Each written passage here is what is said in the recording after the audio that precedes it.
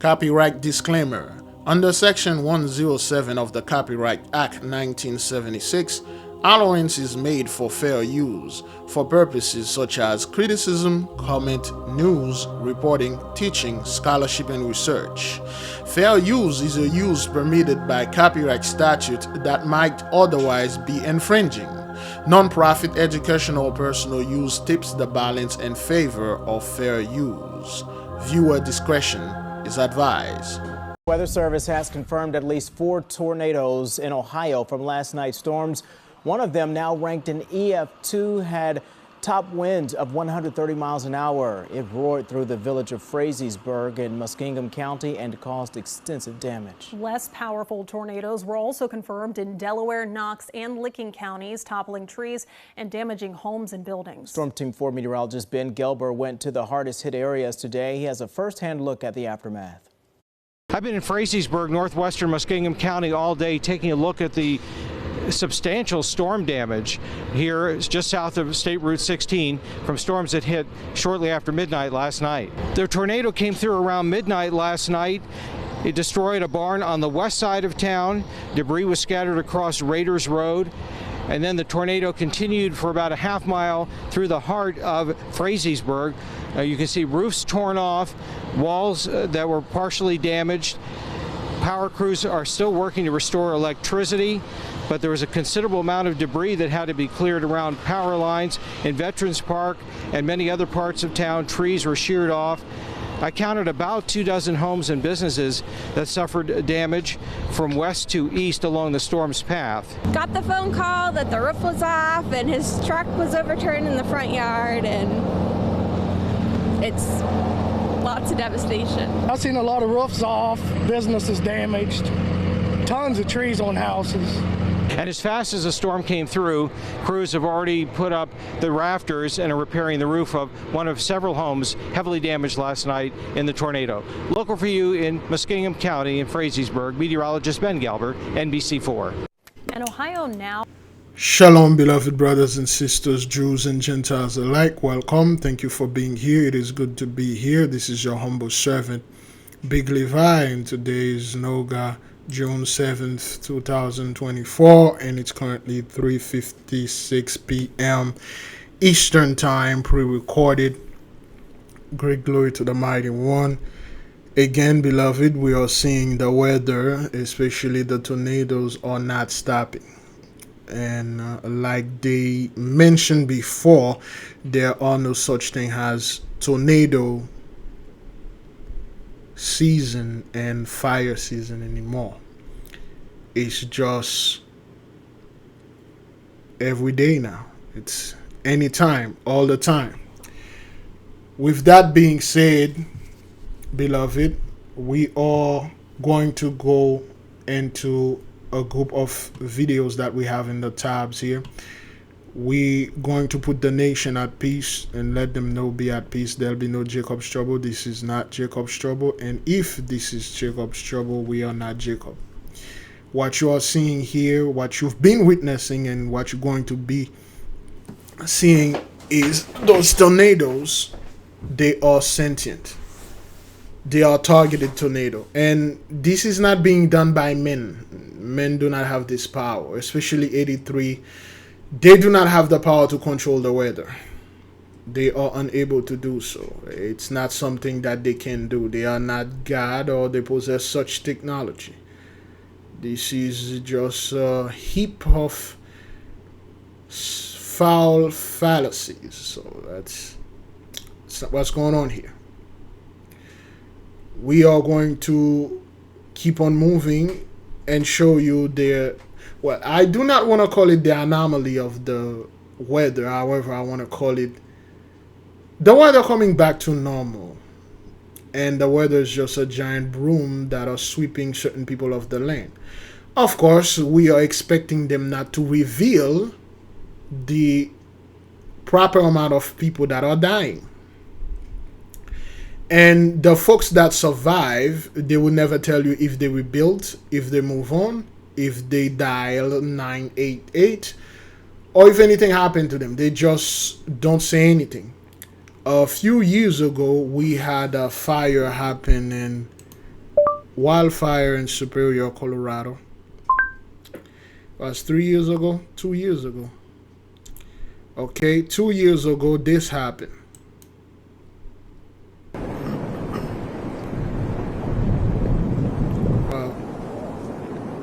It was the fire that destroyed all those $1 million home.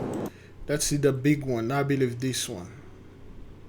This one was hundreds of buildings destroyed in Colorado fire 2 years ago. Yeah. Daylight has revealed the scope of devastation in Boulder County, Colorado, after wildfires wiped out entire neighborhoods in a matter of hours. The wind-whipped flames destroyed hundreds of structures and drove tens of thousands from their homes. Marissa Armas has the latest from Boulder.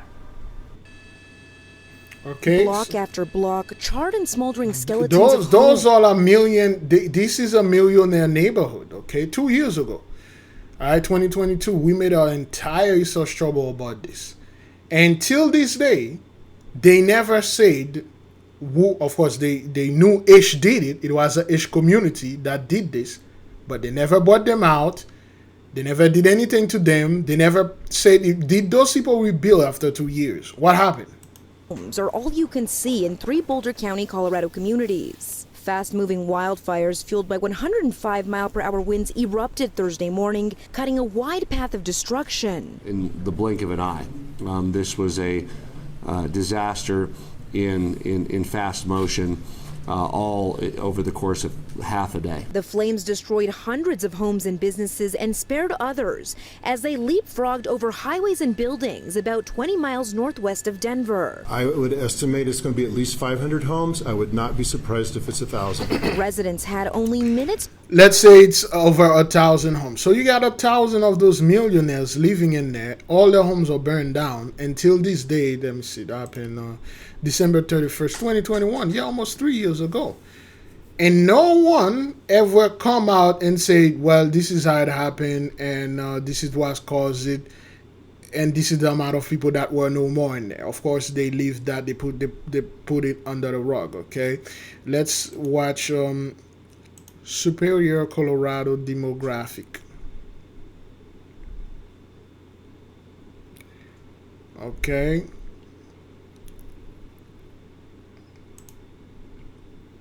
All right. The racial makeup of Superior is 76.1 whites, 18.1 Asian, 6.9 Hispanic or Latino, 3.6 two or more race. Basically, there is none of our people there. Okay. All right. 79% of the population and labor force is with unemployment rate 2.9. The median household is 149,000. Okay. The median property value is $739,000. Those are not cheap homes. Yet, over 1,000 of them burned down. We never heard anything. They never said anything. Of course, just like the tornadoes, they will just try to keep it like that. It is just years later you realize, wait a minute, there's a lot of property for sale here, man. Okay. A land for sale. Okay, when you go to Land Watch, okay, farms and ranches, there are a lot of them for sale. Hunting land, a lot of them for sale. And they are selling them very cheap. Okay, look at this one. This is in Alaska? Where is that? Iowa? This is 215 acres for $1.3 million. This is unheard of. Okay, let's see farmland, the best land. Farm and ranches. All right, all those lands. This is 577 acres for $3 million. Okay, look at this beautiful land we were watching the other day with the water. This is man-made here, but it's beautiful. Okay, all those farmlands, okay, for cheap. Things that's supposed to be hundreds of millions of dollars, they are letting them go for cheaps. Okay, look at this one. 5,494 acres for $6 million with all those cows in there. So a lot of them are being no more. A lot of stuff taking those people out. And they are going out there and pretend this thing is not literally taking them out. Okay? So let's keep on moving. Hawaii bracing for another potentially dangerous wildfire season, nearly 1 year following the devastating Lahaina fire. You remember that last year, just so tragic with so many people lost, the community still rebuilding. We want to talk about the wildfire potential for this summer around the Hawaiian Islands, because at this point, it looks like it may be above average, not the news that we want to hear. A couple of reasons for this, and we'll break it down this way. We're taking a look at all of the Hawaiian Islands there. Here's the outlook, above average potential for wildfire season. We do have some fronts that are coming up and overhead, but those fronts are very weak. They're also bumping into some very dry air. Notice those reds there. All of that red is low moisture, very dry air. Here comes the fronts. They bump into that and basically have nothing to work with and just kind of fizzle out right over the Hawaiian Islands. So while we get some fronts that come through that usually would give us a little more rain, there's just not a lot of moisture to work with, so the rain just isn't happening. We take a look at the radar at this hour, and you can see a very weak front right there. Look how beautiful that is. You can see the front just kind of draping down to the south. Not a lot of moisture with it, not a lot of reinforcement behind it. And then as we go in through the months ahead, we'll watch the trade winds. That's a big part of what's going on the islands as well. 22% of the islands in drought at this time. And I do want to point out on the island of Maui and in and around Lahaina, you've got some moderate to severe drought conditions here. There's a reason for this. Oftentimes when you think of the Hawaiian Islands, you might think lush, big, beautiful islands looking like Jurassic Park. This is not the case for every side of the island. On the leeward side of the island, you've got winds that are coming up and over the mountains just like this. As they go up and over, they heat and compress, and it dries out the atmosphere just like we had in... Yeah, well, let's just keep on listening to this garbage and try to explain garbage and stuff like that. The main point is, beloved, the blessing is over. And the blessing comes with all those things. It comes with security, it comes with fertility, it comes with the money, of course, come with the protection, and of course the safety thing. It comes with the confidence, you know, it comes with the ability of telling lies and people believe and applaud and supported you. The ability to do all the terrible and horrible, heinous acts unto people, and you get away with it. And then it comes with the weather also. Always have nice weather, lush area. Let's listen to the dude again, okay? Let's listen to what he said. You've got some moderate to severe drought conditions here. There's a reason for this. Oftentimes when you think of the Hawaiian Islands, you might think lush, big, beautiful islands looking like Jurassic Park. This is not lush, big, beautiful island. You know, let's look at Hawaii right there. Let's look at this lush land.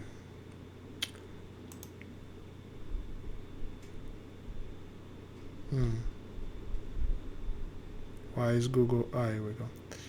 This lush mountain, beautiful trees, nice, a beautiful land. That's what people always thought of Hawaii.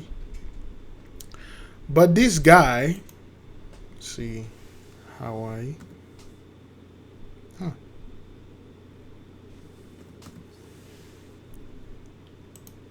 Oh, there's a Hawaii and Kuwait too.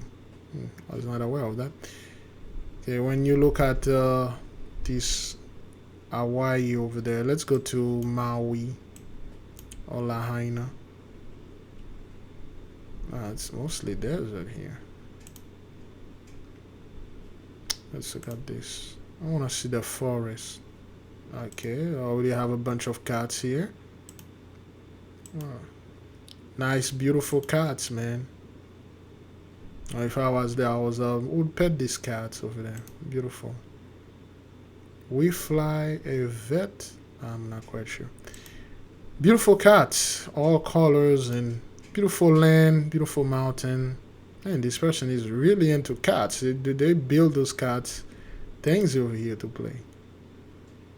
Cat Fureria. It's a cafe for cats. It's like a restaurant for cats, for people that have cats. People coming over there and married. That's nice. That's nice. Kissing by the cats. Have a cat wedding. That's nice. Beautiful land. Cut the grass. All in is beautiful. I love it. I love the land. Got this cat over there. All right. Well, if you didn't know, you would have thought like Hawaii is all about cats. I mean, Lahaina. Home of the Lanai Lions? Welcome to Paradise. It's a wordplay on paradise, you know, where you just sit in paradise and playing your little Afro music with your cat, petting her, you know, drinking some of that sweet nectar and chill and do your stuff. Beautiful land, beautiful, beautiful. It's all good. It's all good. All right, there's a lot of cat things in there, but there we go. This land, is there anything where we can drop stuff? Let's look at here, see if we can drop anything here. Look at this. Nice boat.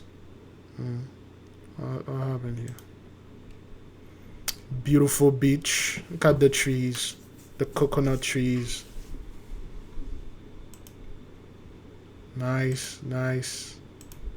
Those people really do enjoy the blessing. A turtle. They go over there and enjoy the blessing. A dude on the bike. Beautiful beach. Nice, nice.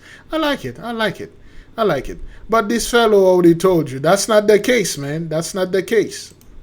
Reason for this. Oftentimes when you think of the Hawaiian Islands, you might think lush, big, beautiful islands looking like Jurassic Park. This is not the case for every side of the island. On the leeward side of the island, you've got winds that are coming up and over the mountains just like this. As they go up and over, they heat and compress, and it dries out the atmosphere just like we had in Lahaina. So Lahaina is actually kind of arid. The reason being is you've got some strong winds that come through. They move through the gaps on the island. So as they come up and over the island, no matter what the island is, on the backside, they heat, they compress, they dry out, and you don't have much in the way of onshore push. The onshore push is the side of the island. You're going to have more in the way of lush green conditions thanks to the rain that usually comes through there. Having said that, we can see those prevailing trade winds doing exactly what they're doing, coming in from east, moving to west, and of course giving you moisture even along the eastern side, but it's the western facing slopes that are dealing with the lack of moisture out there. So as we go through the months ahead, we hope for a pattern change. You would hope for a Kona low. We had one not long ago, like a month ago or so. That brings a lot of the moisture. But this time of year, that's just not the type of pattern that we see set up, especially with high pressure. Exactly, because they are not seeing the usual stuff. Things are changing rapidly. How long we are into this thing? Okay, well, things are changing rapidly. Okay, let's keep on moving. The country, temperatures are hitting the triple digits. Meteorologists say it's due to a heat dome. Julia Vargas Jones joins us live now from Los Angeles with a look at the impacts of this phenomenon.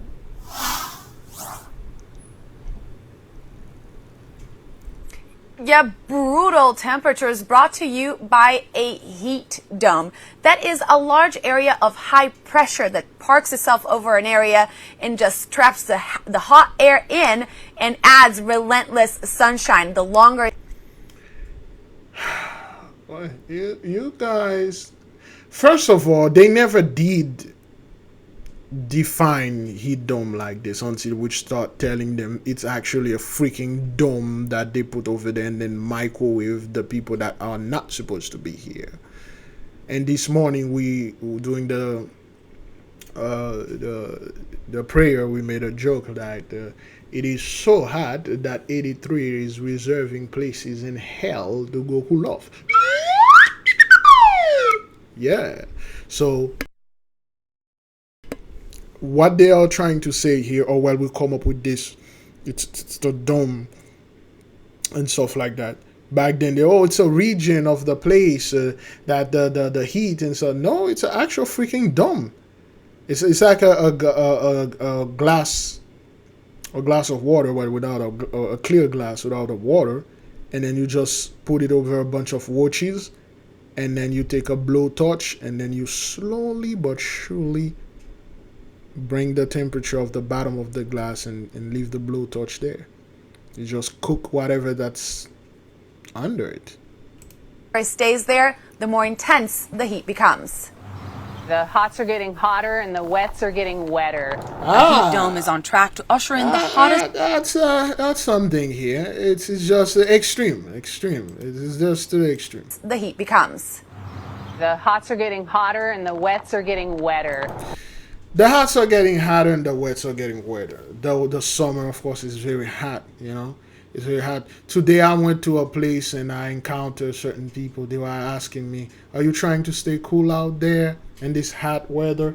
Of course, I have a personal AC that I walk around with.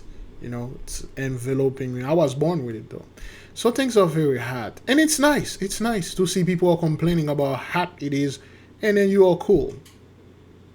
You know, people are panicking how hot it is, you're cool. Well, things are getting wetter. They're flooded. It flooded down there. I knew certain places are getting flooded now. You know, by just watching this, we know there are places that are flooded. South Africa flooded.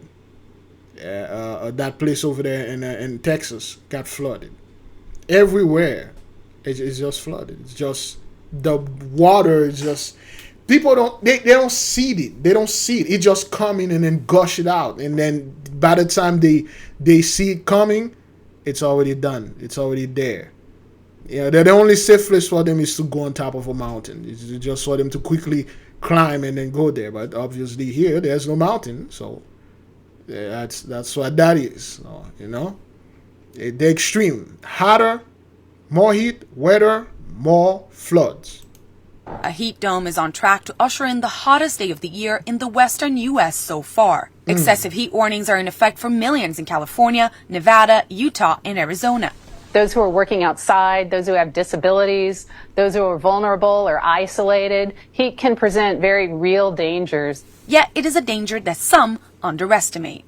In 2023, Maricopa County, Arizona officials reported 645 heat-related deaths, the deadliest on record. Extreme heat, especially extreme humid heat, is really kind of a silent killer. You don't think about a heat wave as being some sort of... silent killer. I thought silent killer, and when you get into the elevator with a bunch of corporate people wearing suit, you cut one out and then you get out without saying a word. But anyway, visually dramatic weather event in the same sense that a hurricane or a wildfire or a tornado might be, but they actually kill a lot more people. Already this year, multiple heat-related deaths have been recorded, including 4 in El Paso, Texas last weekend. The heat's unprecedented trail of death this year has scorched India and Mexico, and hotter air and oceans fueled rainfall and catastrophic floods. Look at this. Look at the floods, man. It just flooded. Again, they do not have any explanation except, well, this is climate change. Well, climate change over there, climate change over here, climate change in there. Yes, there is a climate change. There is this sensational climate change that are going throughout the earth, slowly but surely, changing certain topography, the mound, the lane, the houses, the flowers, and all those good stuff. The climate change, those things. It's not what it was when you people were in your blessing. Now it's different. It's different. You can feel it. You can feel it like now. It's different. It's not the same when those people were in their blessing. Although some of those stuff were happening to a certain group of people that was targeted. But now this climate change is in you. Feel it. Globally, the UN Secretary General Antonio Guterres sounded the alarm on the sweltering impacts of climate change. We are playing Russian roulette with our planet. We are playing Russian roulette with our planet, good sir. Oh, hell no. My planet is playing Russian roulette with you. Your planet, you don't belong here, good sir. This is not your planet. This beautiful land, the beautiful sea, the flowing rivers, the flowing fountain of love, the cascade, the waterfall, the beautiful mountains, the hills, the mound, the springs, the sea, the ocean, the animals, the trees, the forests. They are mine, not yours, good sir. Mine and my brethren and my sistren that are like me. Our planet, you playing Russian roulette. No, good sir. My planet playing what? Well, actually, Russian roulette, you put one bullet in there. My planet is playing with you with, we got 6 holes. Planet with 5 bullets in there, 1. You got 1 out of 5 chance to survive this.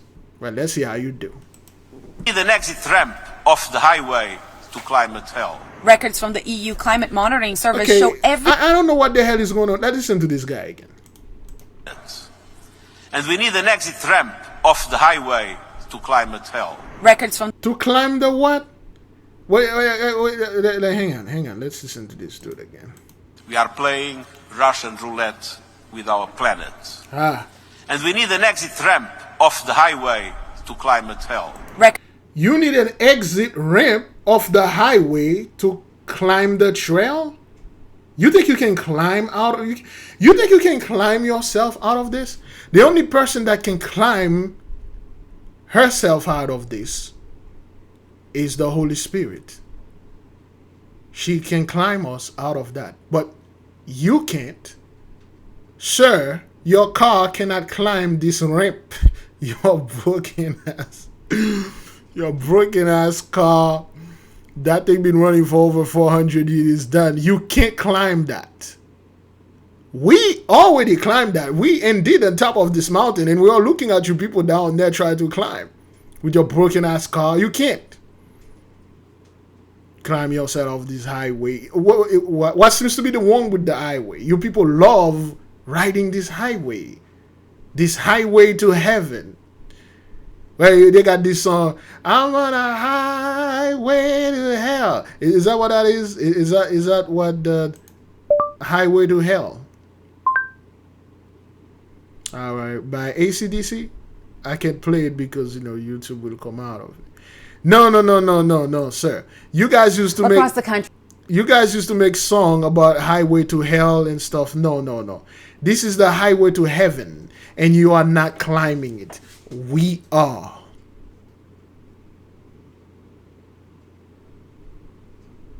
You're not climbing this highway to heaven. Your highway to hell, that's what you're climbing, sir. And you barely can climb this thing.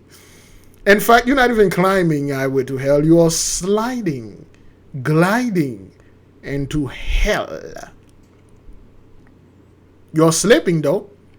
You're slipping, you try to come out, you're slipping in and out. You don't want to slip all the way down there because you're seeing certain things. Certain sauna and 24 hours barbecue. There are certain people that you recognize here. And a hell of a lot of them you don't. You don't want to go down there. But you're slipping. You're slipping. We can feel it. Yeah. That's what that is. Russian roulette with our planet.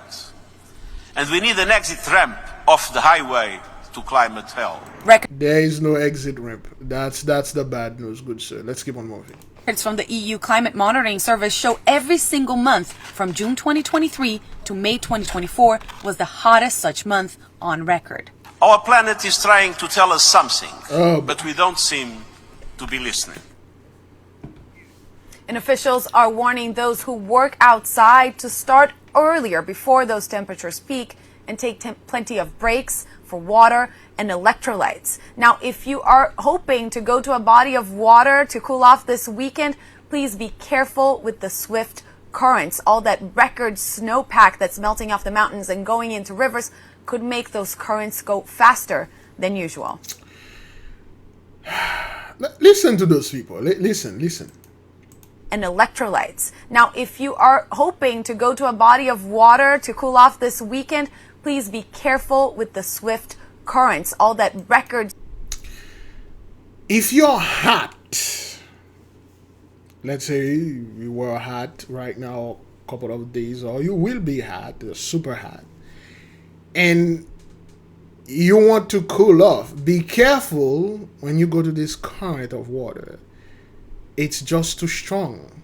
The energy is just unbearable. You see, this flowing water is not a regular water. If you catch my drift, there is a spirit in this water. A certain spirit that are binding with, whether it's with a planet or some kind of, I don't know, energy that's coming with full strength. And if you get caught in this current, you certainly, they probably, let's say it's not going to be good for you. Because not only that, beloved, if you're down there in Florida and you get caught one of those current, you would wish you get caught by that current instead of getting caught by an alligator. Yeah. You really don't want to go to those little lakes in Florida and cool off, good sir. You don't want to do that, ma'am. You don't want to cool off there. They may not have a current. You're like, hey, wait, there's no current in there. It's just a nice, peaceful water place. Let me go and bask and pleasure and enjoy myself and cool off this hotness. Let me cool off and calm down this energy. And then you come in over there and then you meet Miss Gator and Mr. Crocodile. This crack. Take a bite out of your neck. The moment this thing grab your neck and do the death spin, spinning like a tornado, right up in there. Thing hold you that, those things are, beloved, it's actually, an alligator is very, very strong. It's very, very strong animal. The moment this thing bite you, whether in the leg, your hips, your hands, your neck, your head, that's set for you. This thing caught you by the neck, you done. You done. You'll go to heaven like, well, that's to be fair, to be pleasant, to be joking, but you're not going to heaven. You're going to this thing. Only a few of us can go there. You're going right here, good sir, okay? Snowpack that's melting off the mountains and going into rivers could make those currents go faster than usual. Julia, with this heat dome coming so early this season, or this year rather, what are officials telling you about what they expect for the rest of the summer?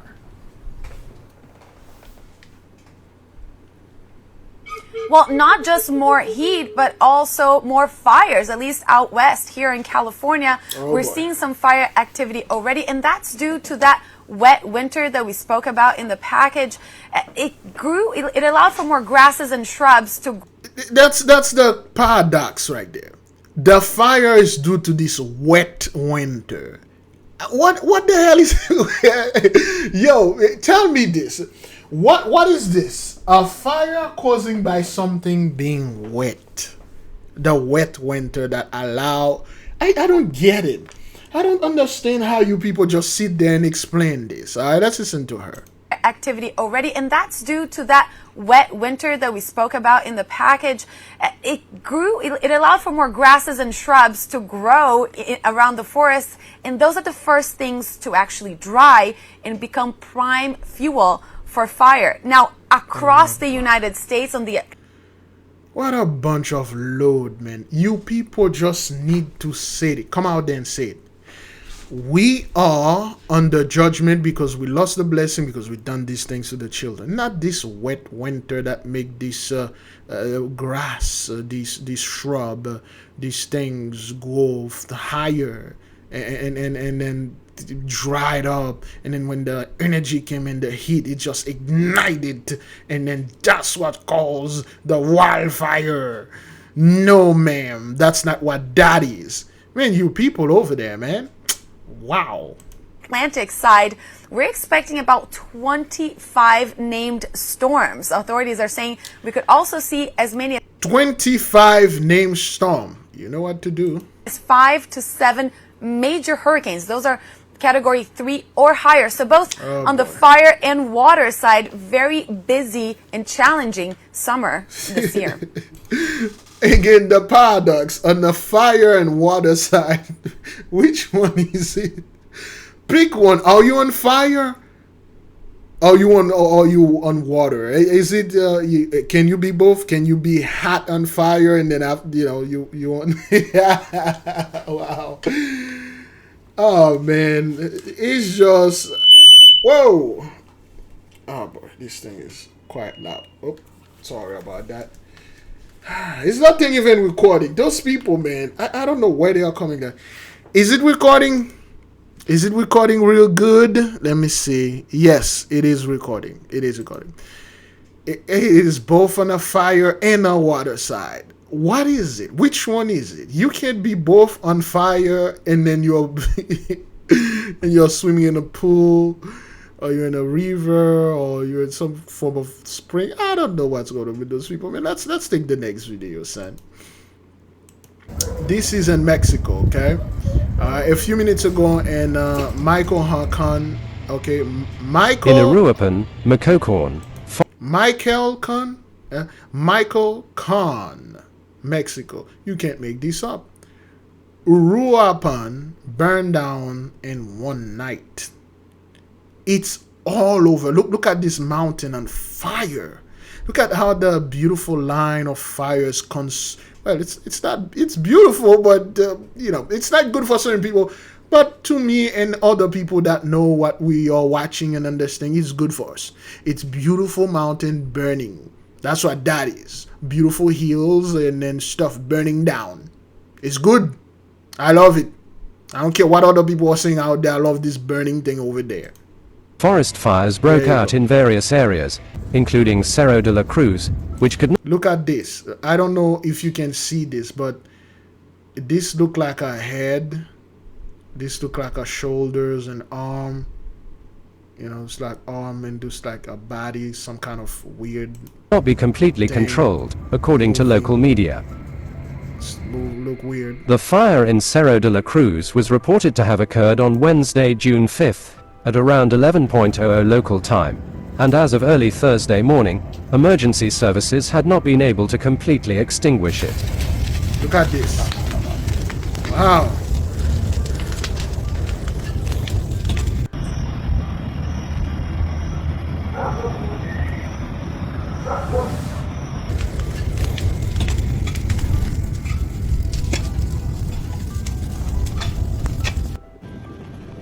Based on the explanation above, this incident has consumed more than 100 hectares of forest and left terrifying photos and videos circulating on social media.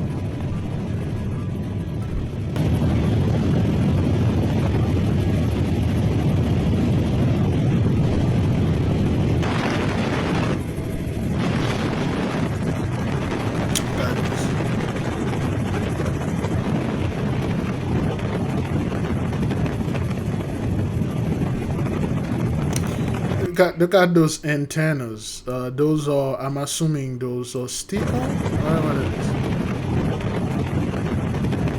Oh, okay. Those are antennas. Look at the pointy antennas. Those are communication. How people. Oh, those are 5G. 5G is doing this. No, those are phones, antennas, and their technology being burned down. At 11:00 on the 5th of June, a fire was reported at Cerro de la Cruz, in Uruapan, where hectares of forest were destroyed. At 22:40 on the same Wednesday, emergency elements were still working to extinguish the incident that had consumed almost 100 hectares of Cerro de la Cruz forest.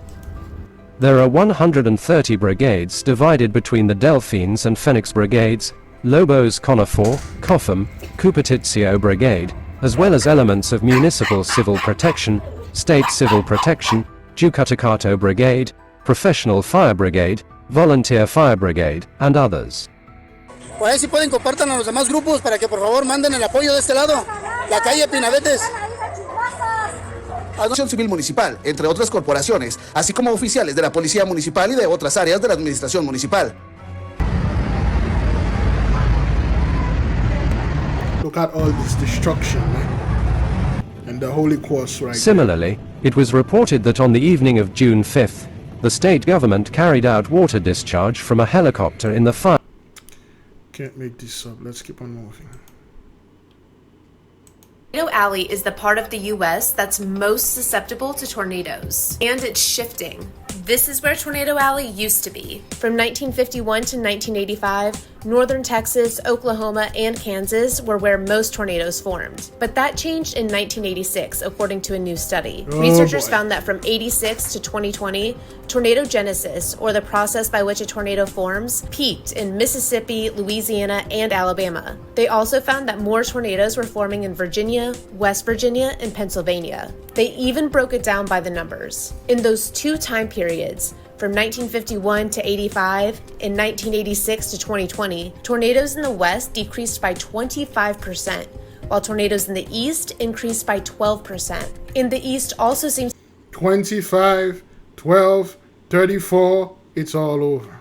To be experiencing more tornadoes than the West did. In the earlier 34-year period, the West saw 8,450 tornadoes. But in the later 34-year period, the East saw over 10,500 tornadoes. Researchers also found that tornadoes are increasingly likely to form in colder weather. Read more about what's causing this shift at cbsnews.com. Really? CBS is doing TikTok like the news?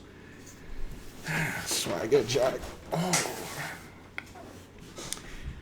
A tornado, man. A tornado is very powerful. For those of you who may not know, a tornado can land on your property, whether it's a forest and a garden, and a valley is like, it's like the worst thing, because a valley is like two mountains and this thing is in the middle, and it can suck up everything in a fraction of a second. And there's no way for you to run. It's just be there and shaking. Now just pray that, man, save me the torture of this whole tornado. That's what that guy said. He was inside of his house, and then this thing suck up the door, and he felt his body levitate, and he quickly grabbed something, nailed it to the ground, and that's why he was not gone. But tornadoes are very powerful. Is Mental Health Awareness Month, and it's also Asian American Pacific Islander Heritage Month. The two have collided in recent years, as many Asian communities have been forced to set aside stigma in order to address a growing problem. In the Hmong community, suicide deaths among youth, especially boys, is alarming. Our Pauline Lee has the personal plea of parents who lost their son to suicide and the local group working to get families talking. It never gets any easier. It never gets any easier. For Ku Zhang of St. Paul. Again, they never miss the piano. They always have this piano in there, so you can feel sad about it. When our men were killing themselves, when you were murdering them and say, well, he killed himself in jail, we didn't hear that. We were listening about irresponsibility, the drugs, poverty and stuff. But when it's the others, there you go. They listen to the piano. Every day is all about not giving up hope. I still have to tell myself, not today. Not today. And it's just as tough for Mi Yang in Woodbury. I'm gonna live with his loss forever. Both with hearts still broken and longing for the simplest things. What do you people are longing for? Okay, let me tell you this. Listen, I'm gonna spoil this for you. In the new movie Kingdom of the Planet of the Apes, there's a scene where a gentleman said, probably the greatest quote of the movie. He told the woman, the female, you are fighting, you are longing for a time that has long passed, and it will never come back. This is the time of the ape. Accept it. Of course, beloved, we want things to go back to normal, and we want things to be the way that, the most happiest things in our childhood, but this is not what that is. This is not what that is, man. You're going to have to live with it. You're going to have to hold, because it's too much. It's just too much, man. I miss most about him. Him calling me dad. I miss everything. I miss him coming to me and giving me hugs. Both wishing their son Max was still here. It's something you don't see coming. It's something you don't see coming. This June 17th will mark 3 years since Max died by suicide. He was just 17 years old at the time. He had just grabbed a cereal. He just told me he loved me, like he always does, and I was gonna send him to school. At 7:25, I yelled out for him, "Hey, it's time, let's go, dude." I heard him say, "I'll be up in a minute." Come 7:29, I said, okay, it's time to go. So I walked down there to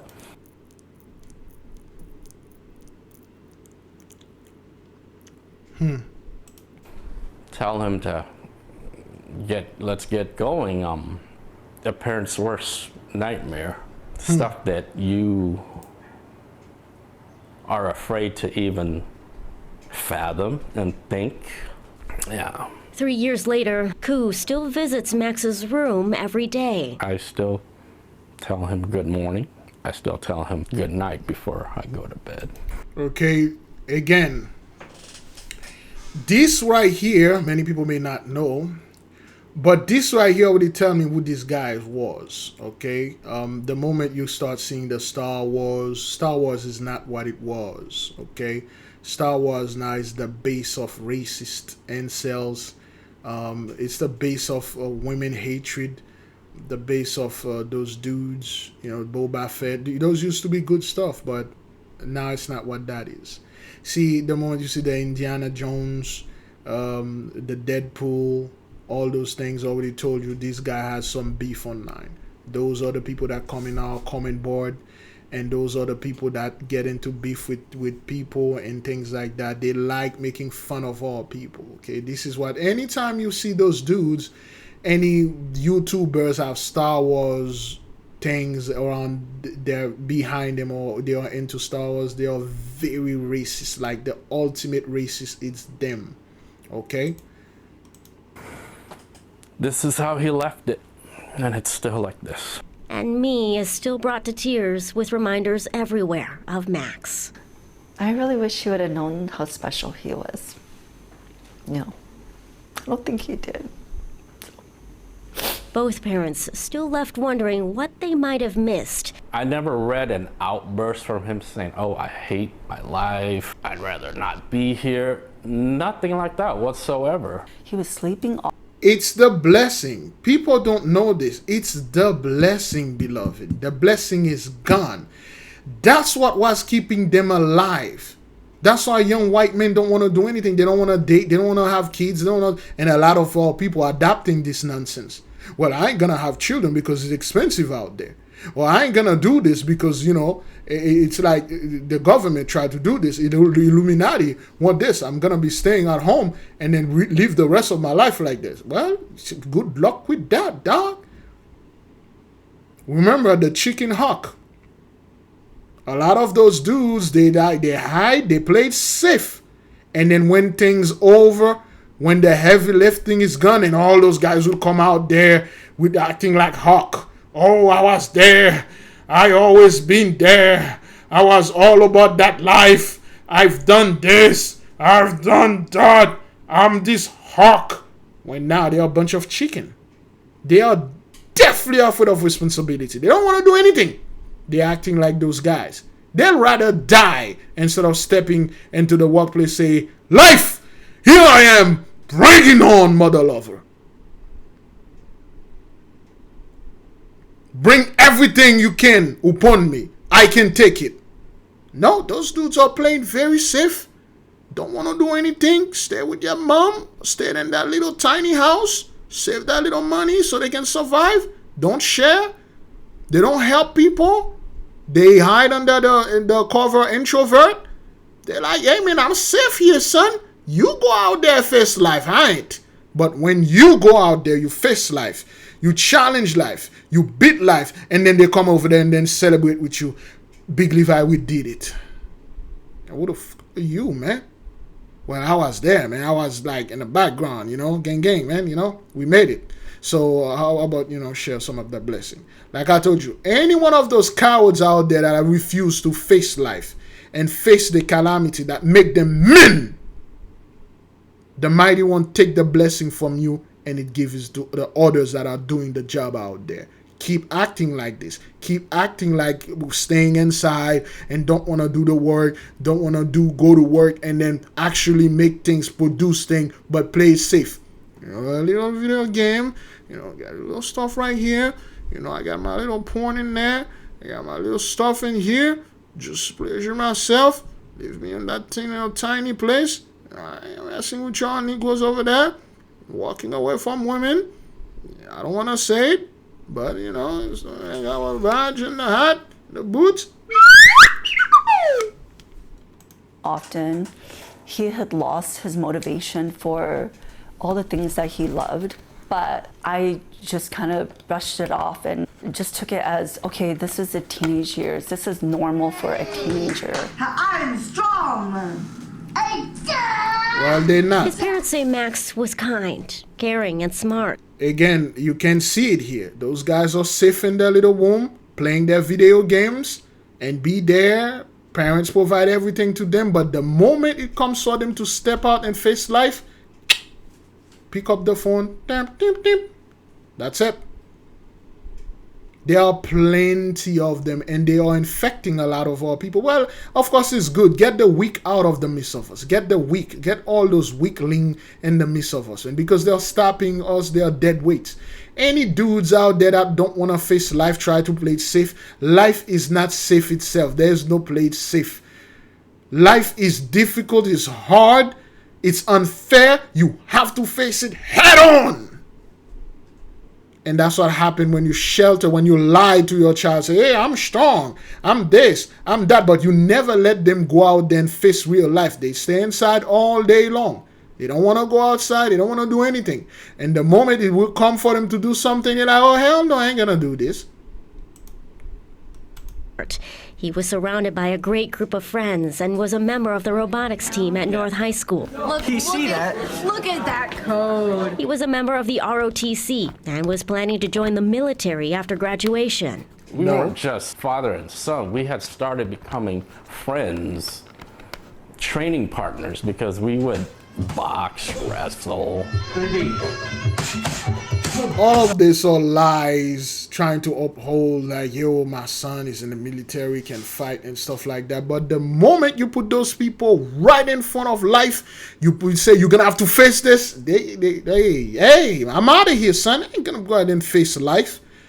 Life is hard. Children, you want me to ruin my life with kids? I'd rather be out of here. Having a girlfriend, having to be able to provide for her, provide for my child. When my child is hungry, I gotta go ahead and out there get a job. I gotta work twice. I gotta go through divorce. Yeah, this is part of life too. What's wrong with you? You're gonna have to go through it. You have a choice. You can go through it or you can dial 988. Choose wisely. Those guys say, oh, hell no, I choose 988. Middle finger to you. I'm out of here. You face life. You face the hardship of life. Because the blessing was nice upon them. The blessing was good. They didn't need to do anything. They inherit the wealth from the family. They just chill. They can get any woman that they please. They do everything. Now they're going to have to work for it.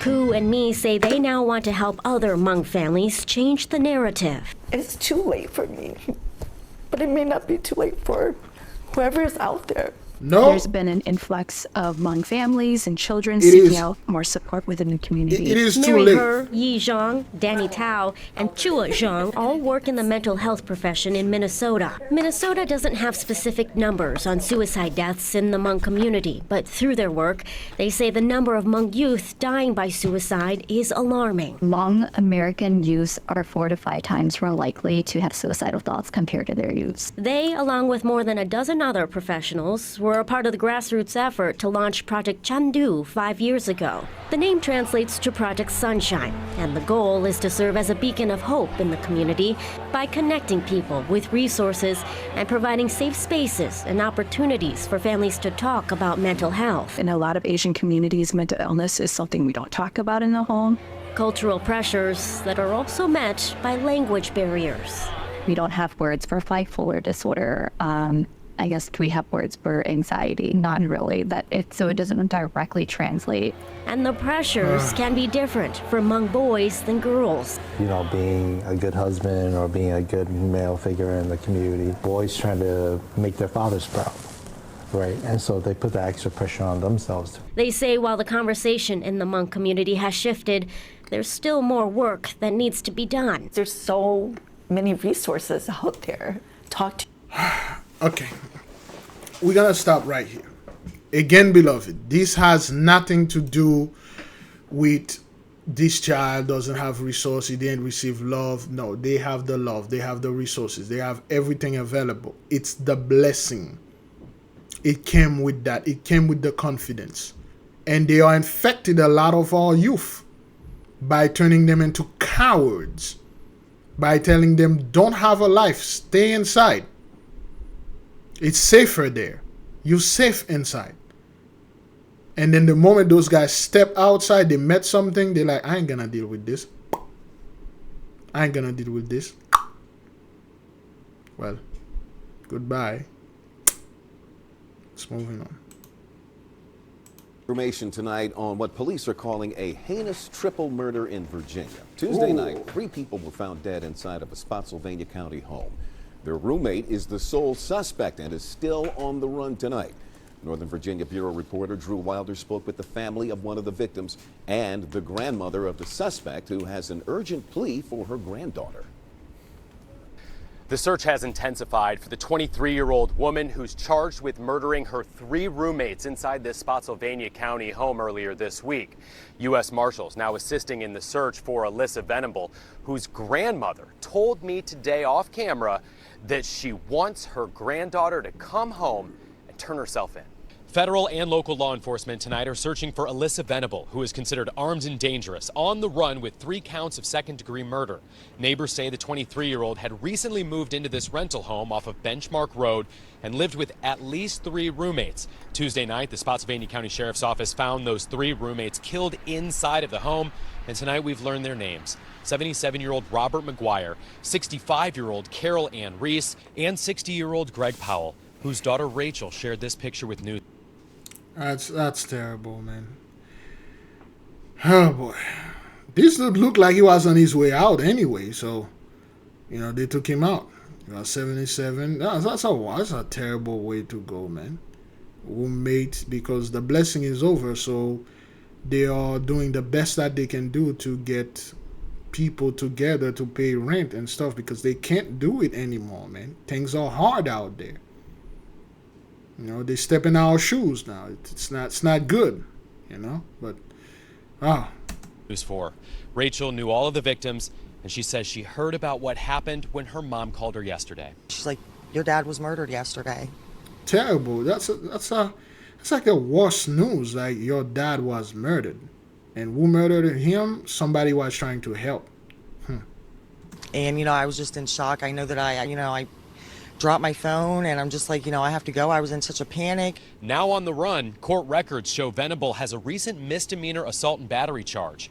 Last month, a 20-year-old woman who worked with Venable at McDonald's filed charges against her. In her complaint, the victim told police that during a shift, Venable threatened me and punched me in the chest. Neighbors think Venable moved into the rental home around the same time as the assault and battery charge. Now, an accused killer on the run, her grandmother telling News 4, quote, "It is horrific. No way to comprehend this. Just as impossible to comprehend for the victims' families." But I just don't know how somebody gets to that point, to do something so evil. The sheriff's office isn't releasing many details about what exactly happened inside of the home until their suspect is caught and arrested. Reporting in Spotsylvania County, Drew Wilder, News 4. They caught her. There's a video of her. They caught her somewhere. All right, let's keep on moving. Team 8 tonight, and the disturbing murder of a kindergarten teacher. She had also become a mother recently when police say she had been killed by her husband. Teammates Kat Sandoval is talking with her parents, sharing their heartbreak and what their message is tonight. Just a few steps from where I'm standing is where they found 26-year-old Amber Morgan's body. She was brutally murdered, and we got a chance to speak to her parents. This was a woman that they don't make them like that. Corey Morgan described his daughter as a bright star who loved being a mother. That Friday night, she went to Costco with her mother, and she took everything up 2 flights of stairs, having a 5-week-old baby. That was the last time the parents saw her. Corey requested we call his daughter by her maiden name, Morgan. Her husband, Robert Cooley, confessed to the murder, telling officers, "I did something bad. I need to go to jail, and then later I took my wife's life." Police found Amber Saturday morning in her home. Police say her face was beaten so severely she was unrecognizable. She was shot in the head and her throat slit. Officers saw blood on Cooley's hands and clothing. Amber's parents say there were red flags with Cooley, but didn't think it would go this far. He was verbally abusing her and what I would call starting to spiral out of control since a little short. We saw this so many times. We saw this so many times. Those dudes, those are the dudes that base everything on their income, on their how much money they get. And any little time they see they are slipping, things are slipping out of their hands, things are slipping under their feet, and their wife is somewhat doing a little bit better than them, and they will just lash out, and they will just wail on this woman and beat her to a point that you can feel the rage, that how he beat her so bad and render her face into a mushy pulp and slit her throat and shot her. What would a woman do to a man to deserve this? Most likely something minor, most likely something he made up in his head. And then after he's done that, he called the police, say, "Have done something bad, take me to jail." You know what that tells us when we study those things? He was possessed. Those are the weak men, they get possessed. Anytime a man come to you flaunting his wealth or flaunting how much money that he can make, or he's one of those finance bro, or he's one of those high value men, run like hell. Because the moment they start losing their whatever wealth or high value, their value stuff, anything value will drop anytime. Value always go high, then it go low. The moment that thing start to go low, those guys you can't leave them because you were there for that thing. They'll lash out, they'll kill you. Like I always tell my brothers and sisters out there, if you see a woman that you like, well, if a man, if anyone, whether you're a man, you're a woman, your partner threaten you, leave. Don't let them do this. The moment that person say, I'm gonna kill you one day, or I'm gonna harm you, just leave. And what this dude did here, he break the commandment. What if he took the law? Thou shalt not murder. It's not thou shalt not kill, thou shalt not murder. They replace it, murder and kill. Just like it said, thou shalt not covet that neighbor's wife, that neighbor's house. That means you shouldn't kill your neighbor and take what he has. Whether you kill him, you take his wife, or you kill her, you take her husband. You cannot do this. You break the law. Covet literally mean to kill. That's why Og, the giant, put it in his 10 commandment. He say, go ahead, covet your neighbor. If you see, if your neighbor have something that you like, you want, kill him, murder him, take it. If your neighbor have a wife, you love the wife, kill your neighbor and take it. This is breaking the law. You can't do this. You can murder your husband, your neighbor's husband, your neighbor's wife, so you can have the wife. That's what David did. He coveted the fellow house. He killed him and then he took his wife. This is breaking the commandment. He could have easily taken the wife for himself. He's the king. But no, David murdered him. That's where the scene come from. So those dudes out there, they don't play that, dog. And I've seen those guys, they have so much anger. Like, who the hell are you to cheat on me? Who the hell are you? Yo, people cheating on people all the time, man. It's human nature.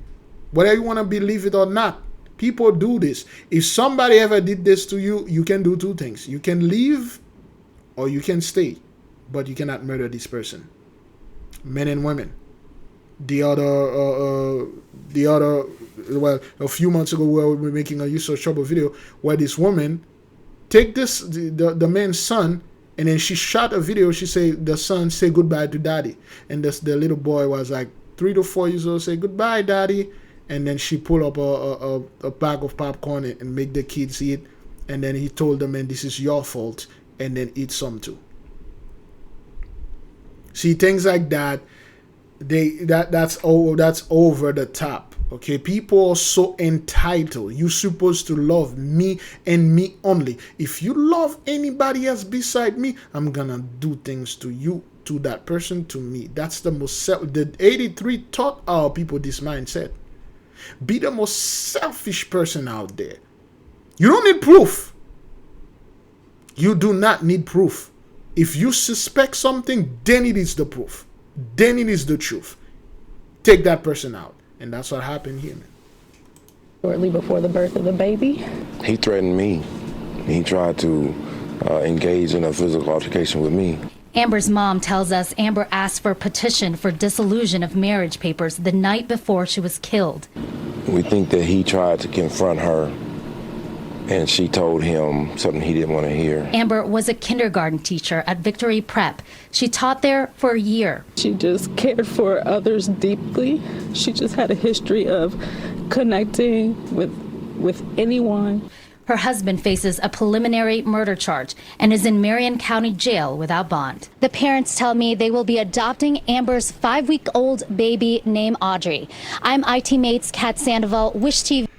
Those dudes don't play that, man. You ain't gonna leave me. And any woman out there, the moment you start dating a man, you'll know, you'll feel the violence in this man. If you go to any restaurant with this man, you'll see the pretentious. Avoid any one-side diet men.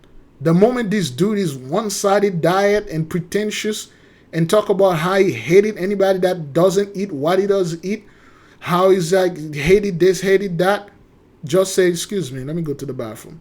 Get out, get in your car, and never come back. Those guys are violent, dog. Just like that woman that killed those 3 people. Some people, you can feel the anger. It's not a joke. They're not making jokes, son. Some people, you can feel and see the murder in them. You can feel it. When they sit there, they irritate every little thing. They want to get into an argument. Oh, well, it seems like this widow is having an attitude, man. I just asked you for this. Those are the violent. Those dudes are violent. They have mountain amount of nonsense they never dealt with. They don't want to deal with it. They want somebody to come and deal with it for them. Stay the hell away from those guys. The same thing goes for you, man. Anytime you see this woman is always talking about like how much money she wants, how much money she make now, men want to make, how she bad mouth her ex and stuff like that, leave. Let's keep on moving. Turning now to a death investigation unfolding in a quiet Coral Gables neighborhood.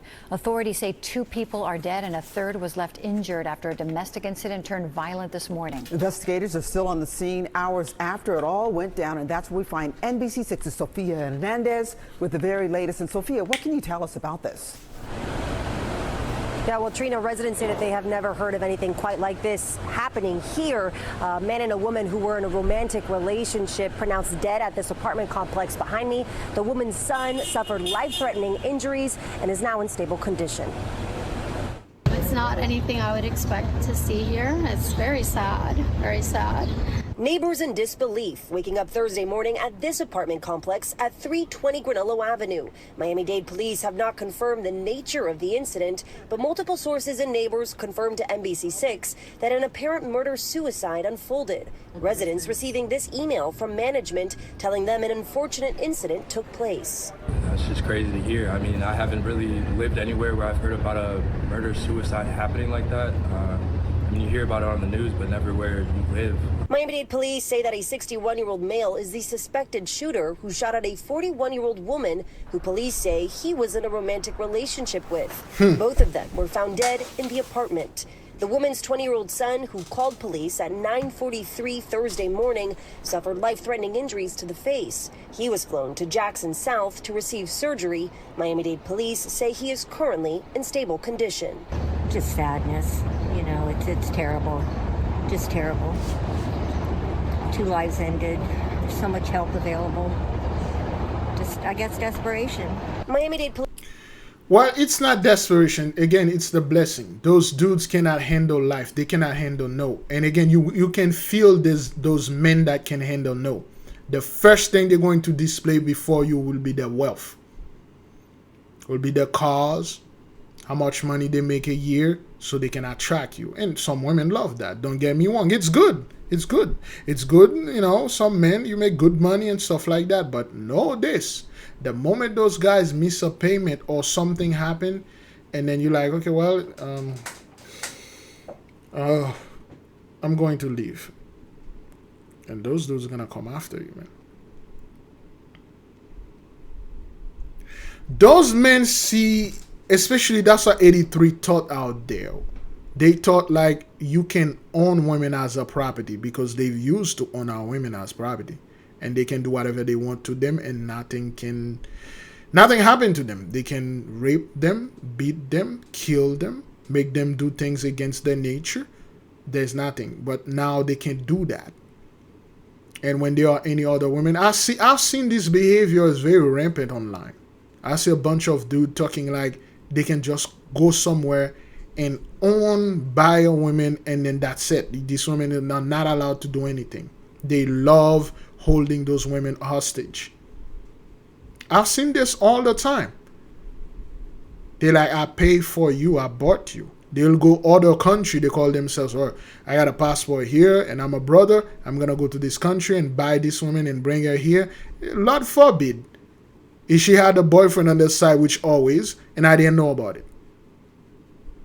Many of the so-called American men, you don't know this. You're not foreign. Every foreign woman that you're dating, they have husband, they have boyfriend and everything.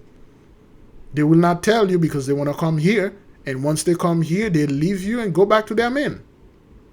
And there's nothing you can do about this. I told this story multiple times. My cousin got, with this girl. He loved the girl. The girl didn't love it. He did everything. The girl didn't love it. And then he started giving her insane amount of money. And then she accepted the money. And then she took the money that he gave her. And she went and married her boyfriend in Haiti. And then my cousin murdered both of them. He murdered the girl and her sister.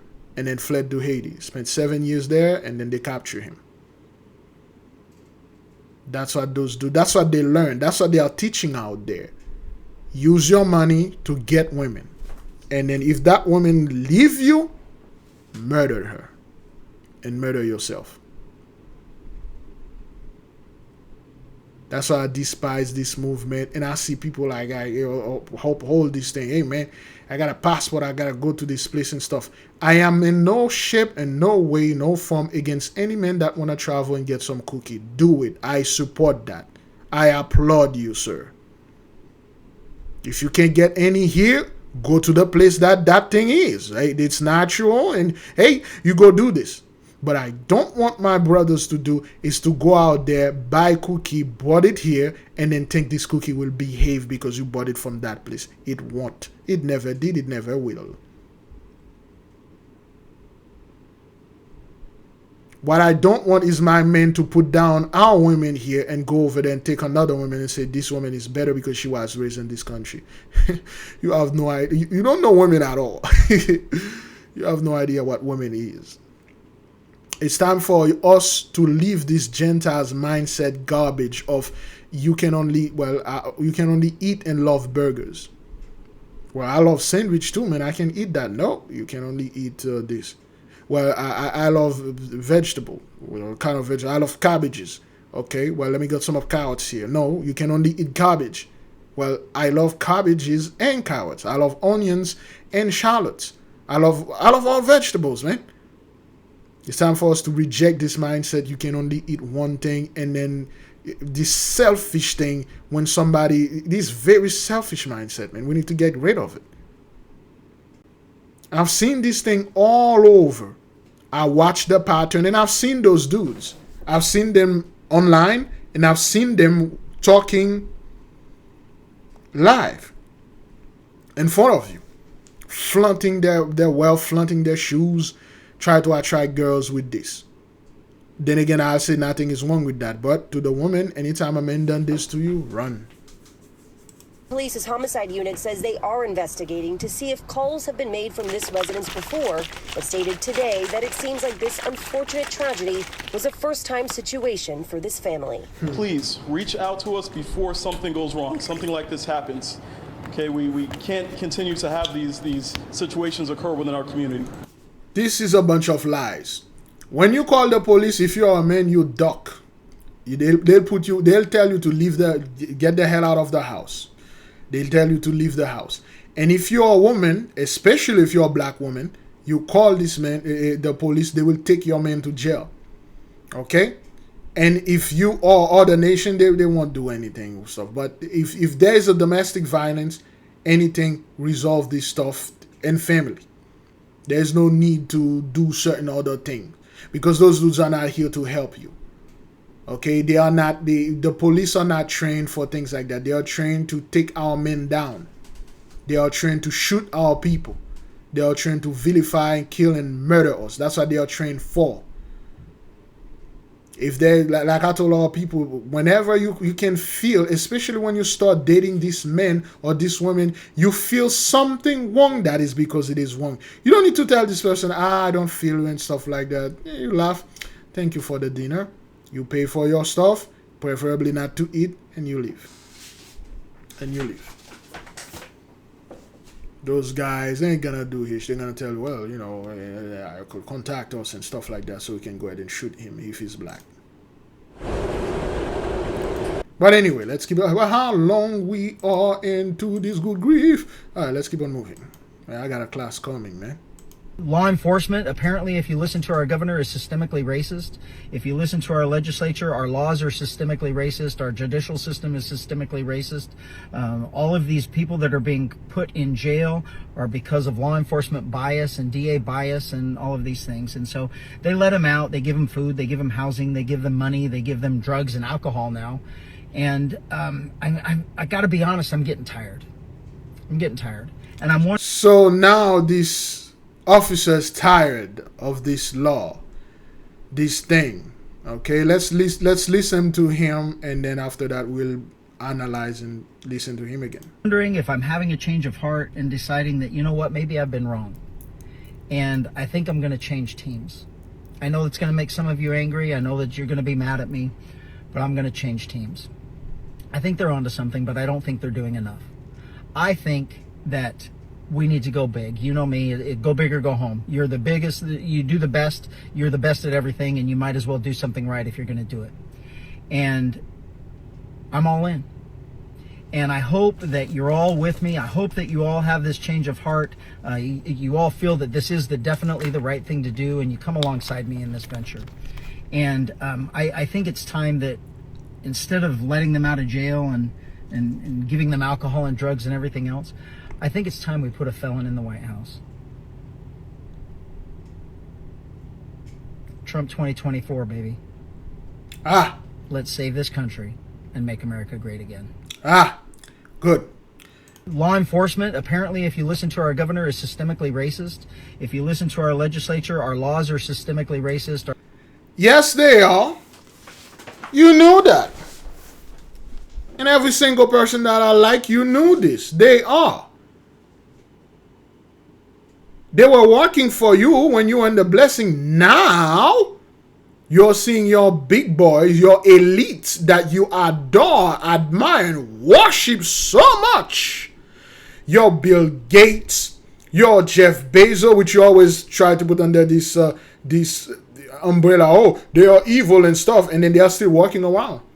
You know what Jeff Bezos and all those elite leaves. None of you take the responsibility and take them down, although they're going to take over the world per your words. Well, everything is racist now and stuff because now it's turned upon you. Now you're seeing like the system that we keep telling you was unjust is happening to people that you uphold. Well, they give them housing, they give them drugs and alcohol and stuff like that. Yes, back in the 80s and 90s when you come up with the incarceration of our brothers and sisters because of the drug, you didn't give us none of that. Now it is your people. Now your population is so low that you have to bring criminals to replace what you had lost. And you can't keep them in jail. You see, California, so to speak, had this law about like, well, if this amount of money that person steal is not that much, you can't put them in jail and things, because there were too many of their own people, their demographic, getting in jail for petty crimes for drugs. You brought the drugs in the midst of us. You put those things in our community. Now it's switched on you. You don't like it. You convicted our men of all those crimes they didn't commit. And now your boy being convicted 34. Now it's wrong. I'm switching side. I don't like it. You are telling our people, shoving them in this hell furnace. And then now you felt a little bit of this heat. I don't like it. Your laws are racist. Your system is racist. Everything that about you people is racist. It is the truth. It is good for you guys because, of course, that was your blessing. That's how it works. And then now, Haitian turning against you. You don't like it. I'm switching team. Let's save America and make it great again. Yeah, great when? Well, the only time this country was great when our people were in slavery. Your boy tell you that.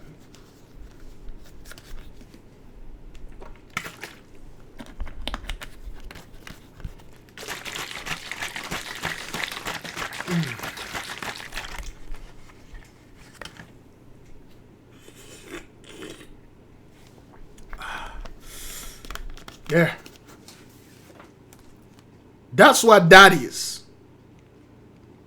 Talking about like, now you want to act hard and like, I'm going to switch team. Let's make this Trump 2024, baby. You you guys elected Trump in 2016, right? Because he was going to build a wall to prevent whatever was been happening here. You're going to build a wall because war will keep you safe. Because too many of those people are coming here. And you damn well know they are bringing them here because your number are low. Now, those migrants that you were bringing here and still bringing here so they can destroy us or ending up destroying you. They are breaking in wealthy neighborhood, stealing millions of dollars, killing people that look like you, and they practically don't do anything in the hood because they know the hood is nothing to F with, man. Now you want to go ahead and recall sanctuary city and stuff because you know those are the city our people are prevalent, and then you try to bring those migrants there so they can do the same thing that they did. Excuse me. And those migrants are not playing this, man. Like, yo, we need that free money, man. We need that good goods. Now there's a problem. What seems to be the problem? Well, the problem is you lost the blessing. Is that thing recording? Yes, it is. All right, let's keep on moving. Begin tonight with breaking news out of Steuben County. State police say they have caught a woman who allegedly killed 3 people in Virginia. My God. Is this dude work? Is this fellow working a sugar shop? This dude is a manager at a candy shop.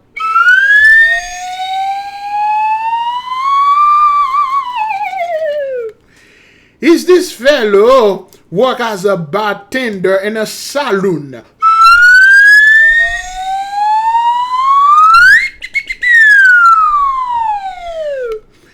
He may not wearing the hat, but we can see the badge.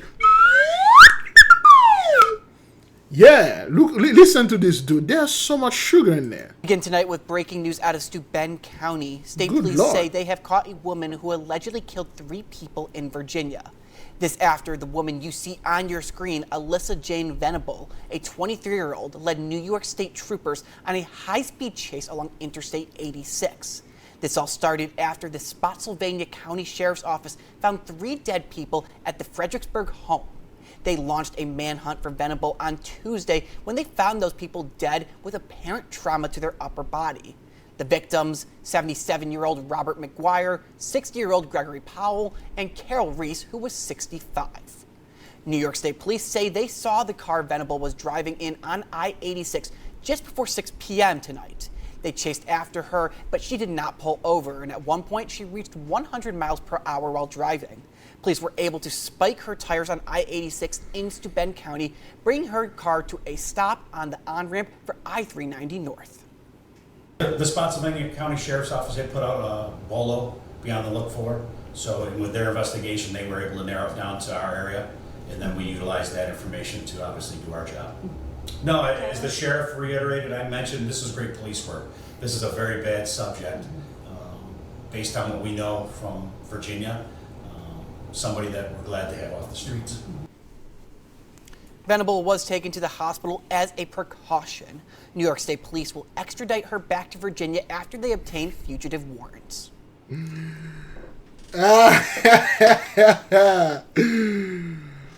Wow.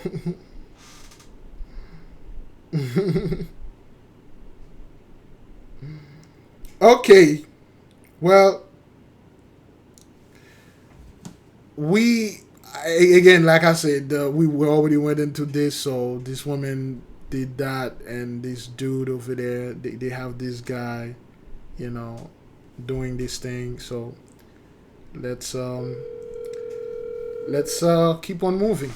Let's go ahead to the next video. Approximately 9:30 this morning, Arvada Fire was notified of an aircraft emergency in the area, 62nd and Carr.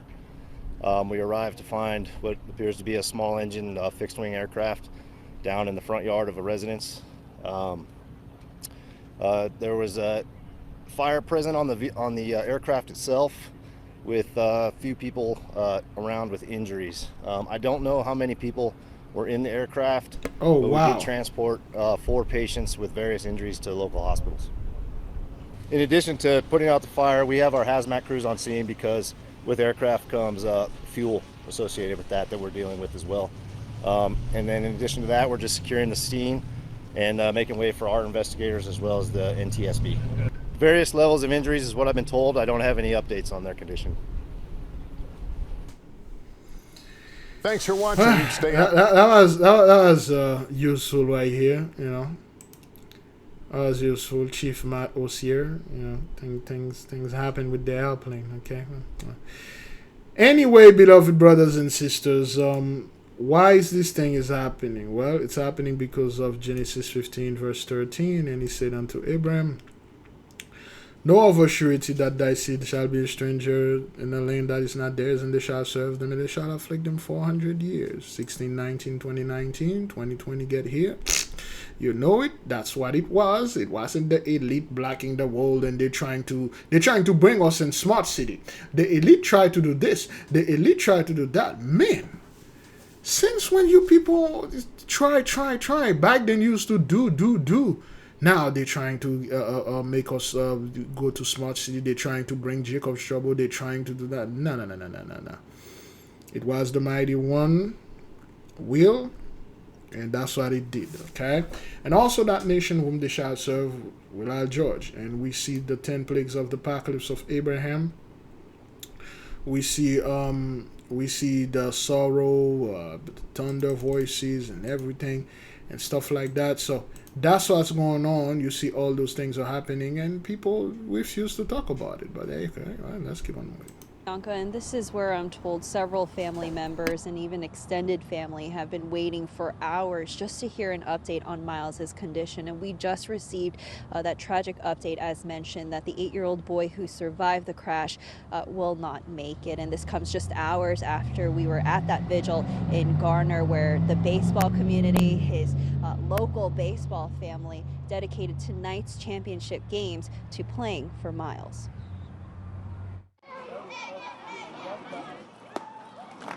It's the championship games for Garner Baseball Incorporated, but Tuesday night started on a somber note with prayers for 8-year-old Miles, whom, according to the family, is not going to make it after Monday's deadly crash claimed his parents' lives in Garner. You can see the extent of the damage to the stark blue Mazda they were in after they were struck by someone who ran a red light. Thank you for showing your support to each other, to the Campbell family. The boy just finished his first season in the Pinto League, winning a sportsmanship award for the team that was well-deserved, according to assistant coach Cutler Harris. He was kind, he was always upbeat, he was always encouraging even when things went poorly. Even the days where we were throwing in the pen and he couldn't make contact with the ball, he was still smiling. It's just a true testament of who he was as a kid. Miles was also a good friend to Harris's son Cooper, who's processing this tragedy. He just began breaking down in tears as he said, you know, Dad, Miles was one of my best friends. First thing that I look to in situations like this is hope. And I know we have hope in Christ. And so that was the one thing that I was able to translate to my son is, hey, I know this is terrible and I know you're sad for your friend, but recognizing that there's hope. And so many prayers are pouring in for the family and their healing. Miles's grandma told me that Miles was declared brain dead around 6 this evening, and he will be an organ donor. Reporting in Raleigh, Cindy Wow. Raleigh? ABC 11 Eyewitness News. It's this evening, and he will be an organ donor. Reporting in Raleigh, Cindy Bay, ABC 11 Eyewitness News. Oh, that's bad. That's bad. Oh, brain dead. Drunk driver. Well, the blessing come with that. Somebody knocking on the door. Is that what that is? Somebody knocking in there? Or no?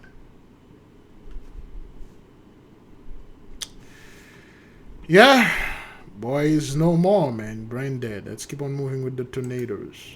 The Detroit area is recovering from a rare tornado outbreak. That's right. Officials say a tree fell on a home. This is in the suburb of Livonia.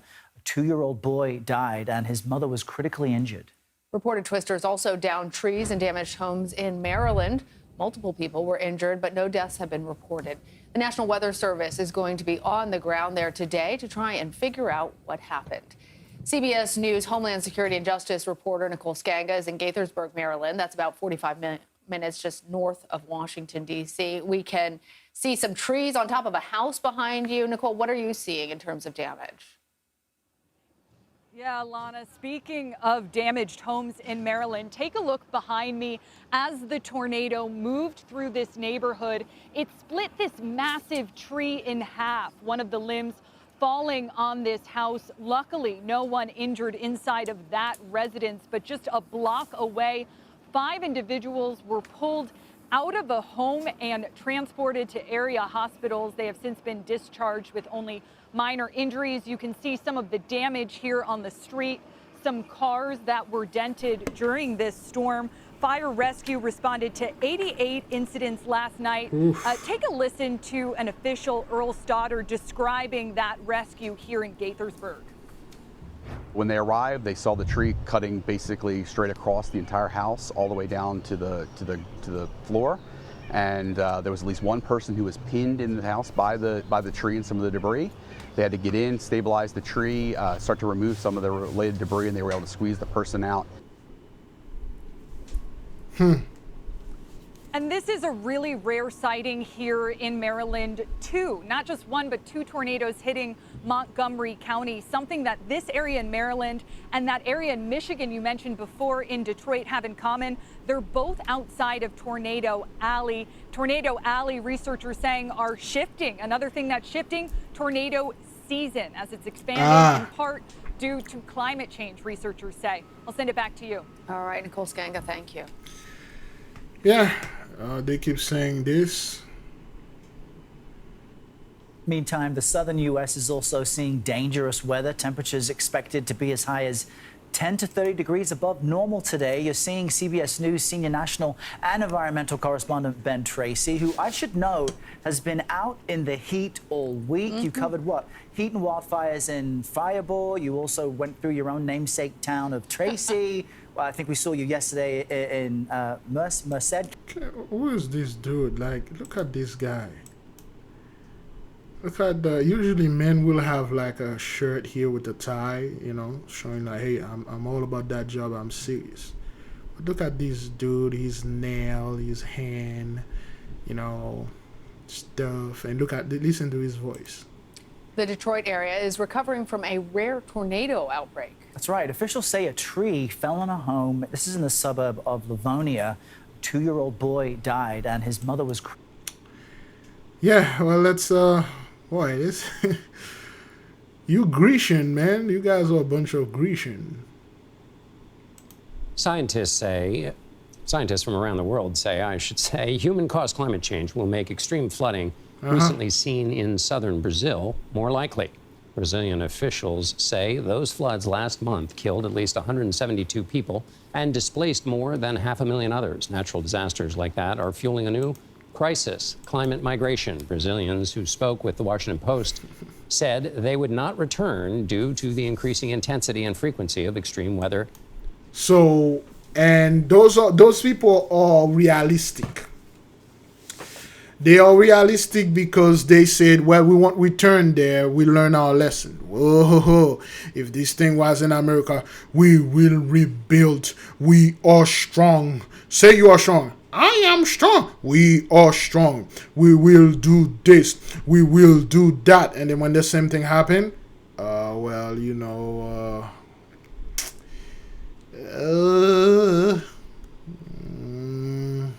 insurance and all that. Yeah, whatever, son. Okay, let's listen to this again. We're gonna watch the whole thing.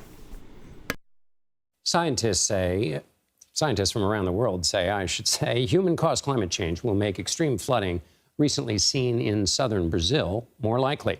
Brazilian officials say those floods last month killed at least 172 people and displaced more than 500,000 others. Natural disasters like that are fueling a new crisis, climate migration. Brazilians who spoke with the Washington Post said they would not return due to the increasing intensity and frequency of extreme weather. Experts also say there will be more climate refugees in the future. For more, let's bring in Lauren Reese. She is the director of the Environmental Change and Security Program at the Wilson Center. Thank you so much for being with us. As a starting point, can you just define what a climate refugee is and how that's different from, say, other kinds of refugees? Yes. Well, first of all, I mean, it's absolutely true that we're going to see increased movement of people due to climate change. But most of that movement continues to be within borders. It's internal within countries. People tend to stay within their country's borders. Now, where we do see people being pushed across borders as a result of climate change, it's important to note that international law does not recognize climate refugees. So they don't have the same protections as refugees. They're not allowed to or able to seek asylum. They don't have access to the same basic services and rights, and they don't have access to resettlement programs, for example. And so when it comes to the law, there is no such thing as a climate refugee. Now, whether that will remain the same moving forward remains to be seen. Given the weight that refugees are placing on all kinds of different nations, is your expectation that it probably won't change because countries that are already dealing with refugee issues wouldn't want to pass any legislation that would say, oh, bring in more refugees, even if they thought the underlying reason was valid? Yeah, I think that there's a lot of complex sort of dynamics within the international law regime, but it also comes down to the fact that it's very hard to prove that people are moving for sort of the direct reasons related to climate change, right? Oftentimes, it's actually sort of the indirect impacts of climate change and how climate change is impacting people's access to jobs, people's access to livelihoods, the impacts that we're seeing on farmers, for example, around the world who are reliant on the land and precipitation for their livelihoods, the reasons that they end up moving is more about economic than it is about sort of flooding or droughts, right? And so being able to show those direct impacts of climate change on a person's decision to move is very difficult. What interested us in this story, among other things, was the Washington Post story that focused on Brazil mostly. But the headline of that story was that the climate refugee crisis is here. Help us understand where we are in the chronology. I mean, the idea being that whatever's happening in Brazil is so much different that it's hastened or sped up the climate refugee issue. Do you see it that way? Well, look, I mean, this week, the Panamanian government is moving 300 families off of an island off the coast of Panama to the mainland. Here in the U.S., the village of Newtok in Alaska has been undergoing a full-scale relocation because its land is falling into the sea, right? This is a lengthy, fraught, expensive process that does not have a blueprint and is one that we are going to see continue to play out around the world. I think when you look back to 10 years ago, there were a lot of warning signals, and now those warning signals are blaring, right? And so we do need to think about how we change our sort of migration pathways for people so that they have a viable, sort of safe and an orderly way to escape climate's worst. So, okay, what does people? Oh boy, wow, it's not a glitch right here, but anyway, we'll leave it like that. What those people don't want to say is the mighty one is sweeping them off the land.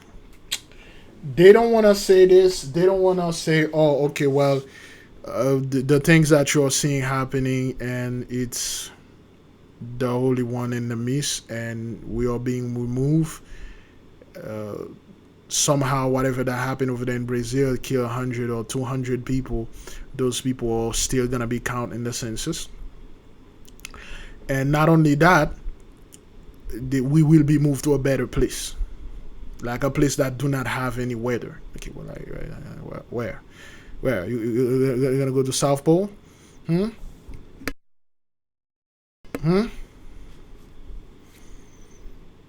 Is that what that is?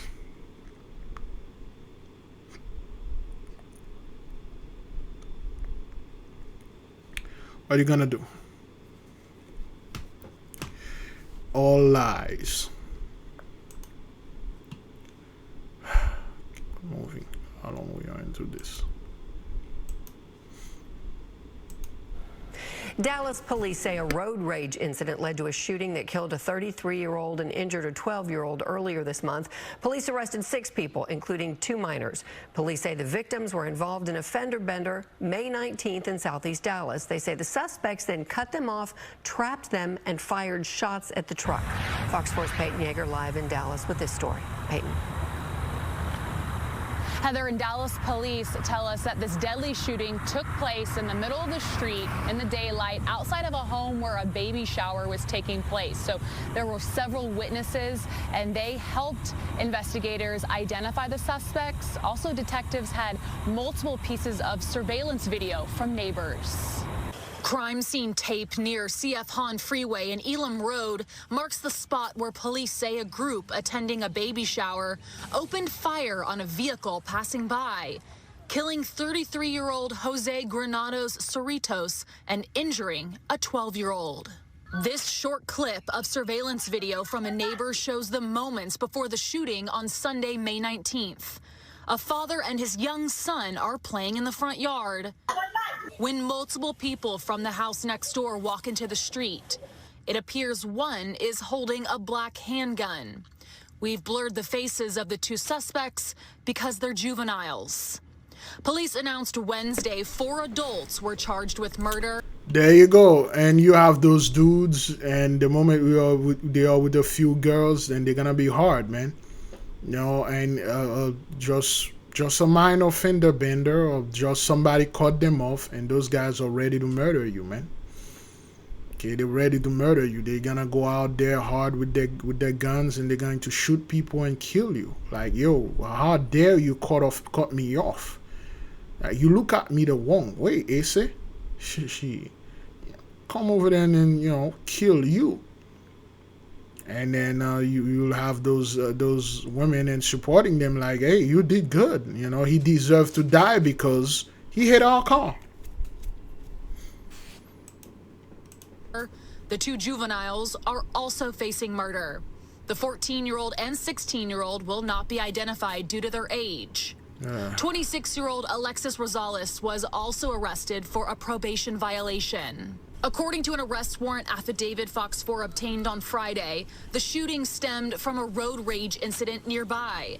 Multiple women told police they were at a baby shower when they ran to a nearby corner store in their blue Toyota. On the way back to the shower, the women say a white truck carrying Granados Cerritos and the 12-year-old hit them from behind.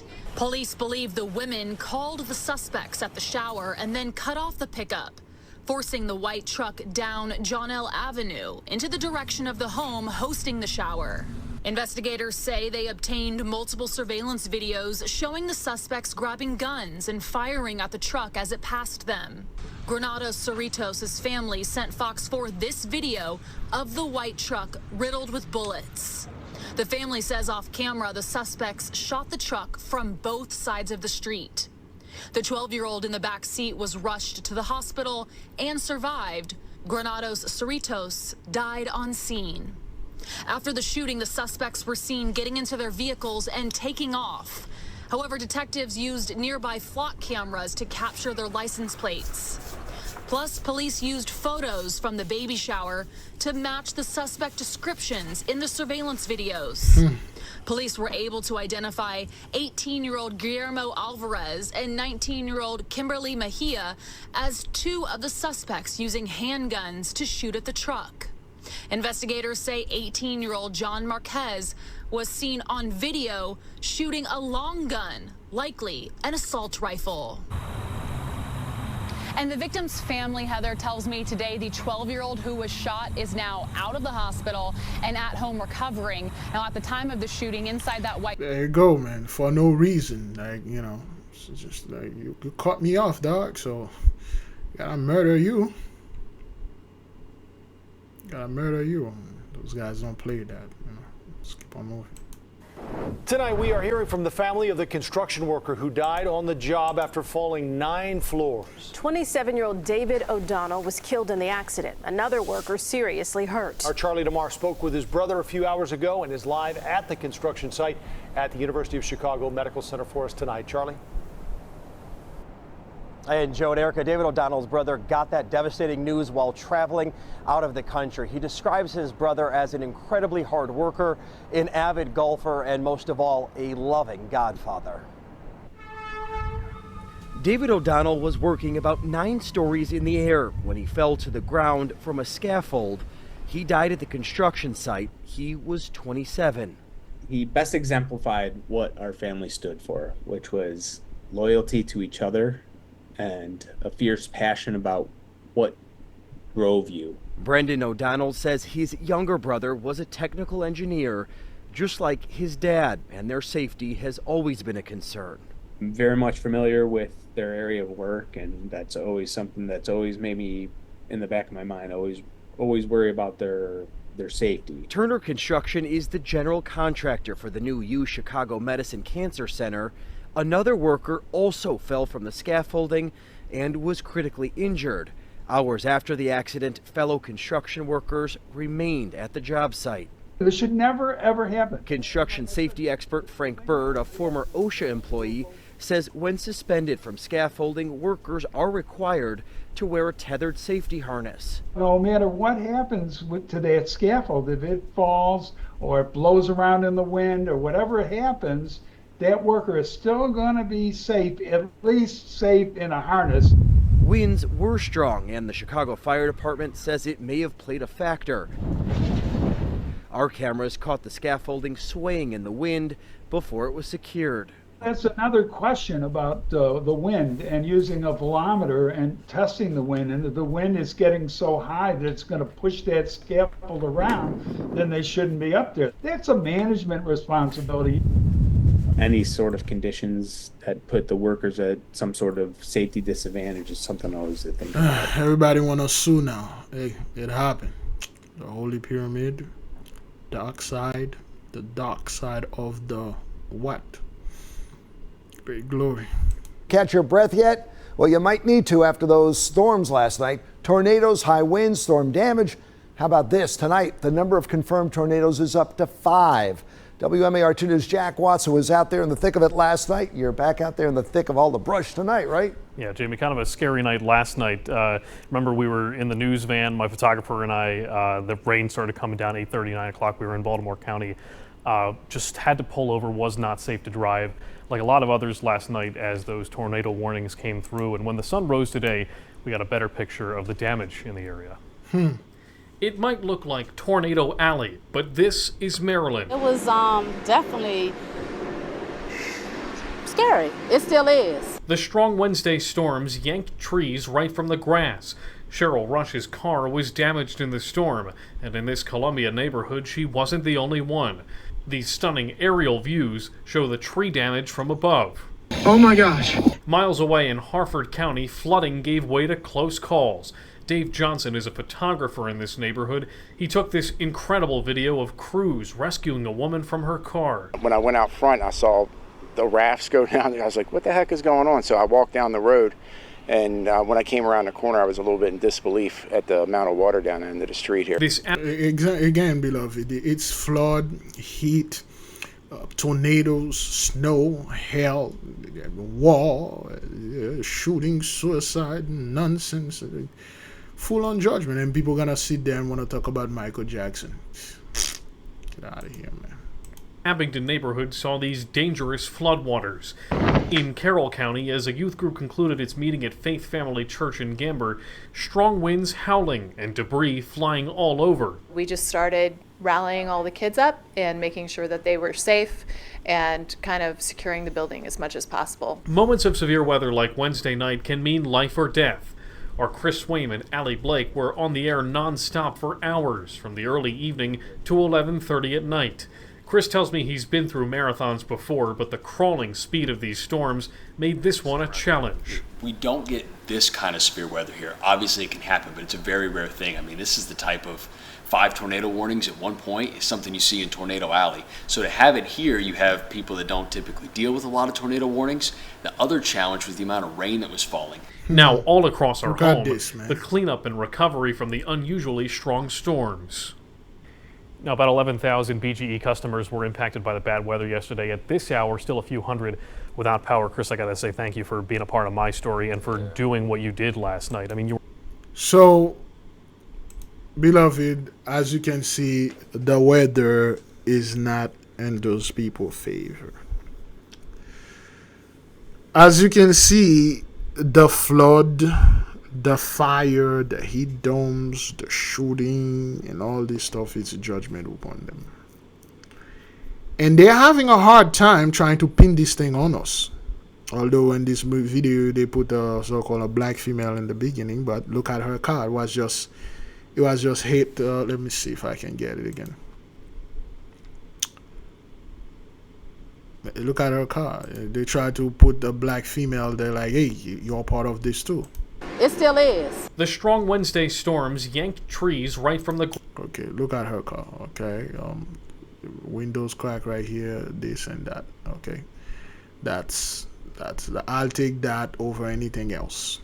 My car got crushed. Insurance. I'm gonna fight though.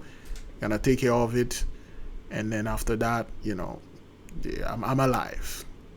But they are having a hard time trying to blame this thing on us. And they are having a hard time trying to make it seem that we are somewhat indeed are affected, worse or even affected as they are. When you look at the demographic and the place in the community, the specific people that this thing is happening, they don't look like us. Not only that, we have the excess death, we have the unusual death, we have the natural death, of course. Those things are not going against us. Yay. Now you got the Pope. There's a video of the Pope out there talking about the Pope Italian fertility. There we go. Pope calls Italy's plunging birth rate a tragedy. Okay, that was 2 years ago. All right. Popes tell Italians they need to have more babies amid record low rates. Let's watch this one. That's 4 weeks ago.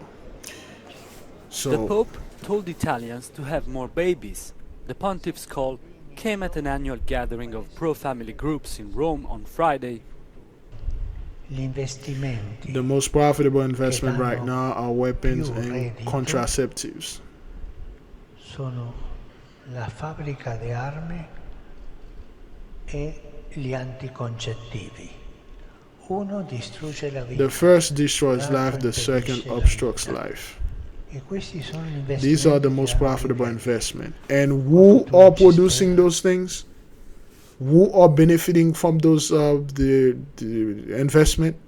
You people acting like we black people are making the guns, and we are having the abortion clinics all over, and we're having the contraceptive or whatever those pills or whatever the hell you people are selling out there. What future lies ahead is ugly. No, it's beautiful.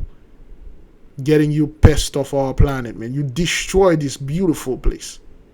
All you scumbag do is bringing misery, death, and despair.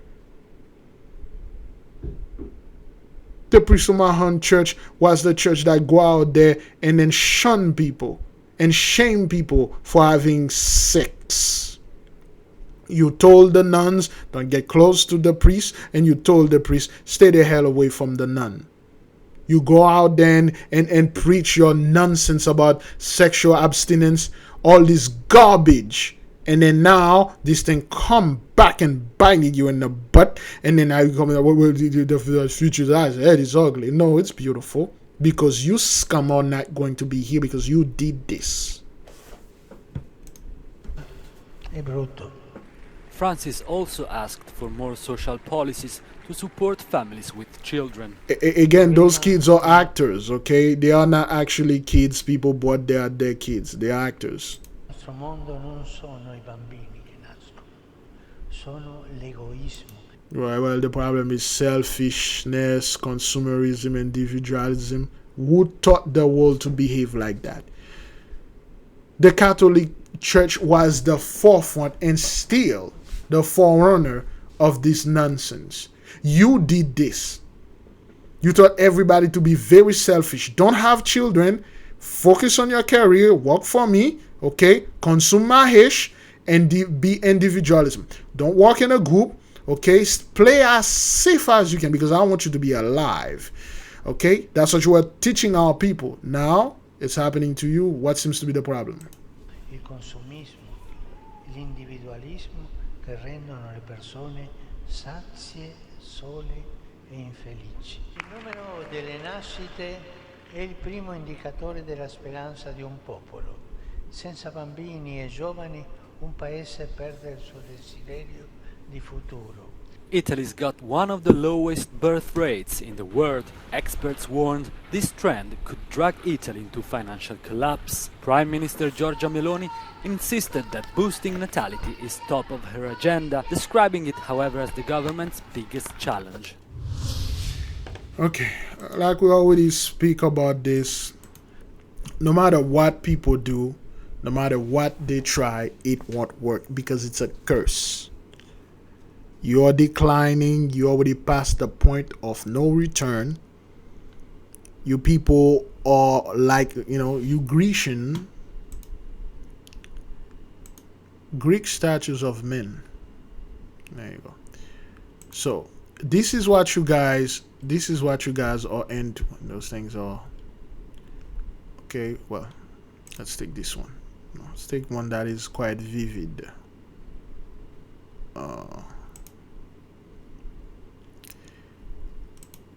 Okay, so the reason why you see the Greek statues always super abs and then their genital are very small, well, it's a Greek thing. And the small genitals, this is not the genital of a full-grown men. Okay, they love cutting off the hands of the women. It's not like the hand lost. They love cutting off the hand of the women because no hands you can fight. It's make the action easier if they come upon you. the symbolism of the the abs and stuff, they are into this thing. Okay, the genital is the genital, not a full grown man. I don't want to say the word because YouTube will like, well, you're trying to get kids and this and that, but this is the genital of a male that have not reached manhood or puberty, preferably a toddler or newborn, and that's why you got this thing going on with them, because that's all they are into, the abs and stuff like that. And that's why those dudes, they're all about that 1% fat and then try to look like this, okay, and things like that. Okay, Egyptian statued men, you can see a big difference here. Okay, you can see a big difference. All right, there's a big difference here. Okay, you can see the difference. You don't see the abs and the obsession. This is a man and a woman, a husband and a wife. Okay, you can see this, and you can see the genitals right here have its proper length. Okay, that is attributed to a grown man. Okay, the holding of the genital, which is a beautiful thing, which has the proper length of a full grown men, because they were about being men and women, not being into little men that little female, little male that trying to be men. Okay, when you look at the statue, you don't see the abs and the super shredded dude over there and all that. Okay, this is the genitals of a full grown man. That's what that is. Okay, all right, not the stuff. Okay, they are not obsessed with the abs and the thing. That's a dude. Those guys think actual women are attracted to those dudes, those gym dudes, always with around other dudes and be with other guy and stuff like that.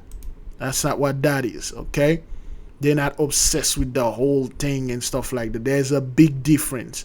The only guys that look like this are the guards, the guards and the guards, the soldiers. Besides that, they are not. It's not something that they all up in there. Okay, Greek statue of women.